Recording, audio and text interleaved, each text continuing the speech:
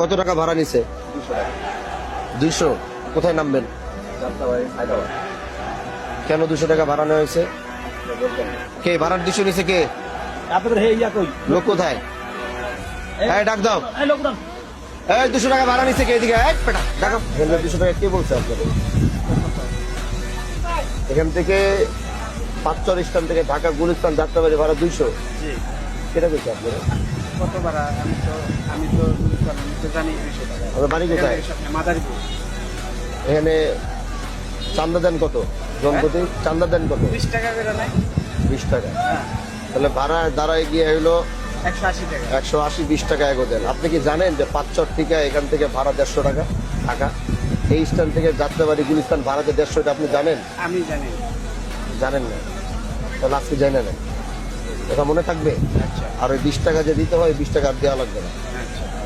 ওই 20 টাকা দিবেন না। পাঁচচর 20 টাকা ভাঙ্গার থেকে শুরু হয়। শোনেন, ভাঙ্গার থেকে বাঙ্গা বুঙ্গা আমি বুঝি না। এটা আমার এরিয়া না, হ্যাঁ। এটা আমার স্থান কিনা। এখানে কোনো ধরনের কোনো চাঁদা দিতে হবে না, কোথাও কোনো টাকা দিতে হবে না, কিন্তু আমার যাত্রী যেন হয়রানি না হয়।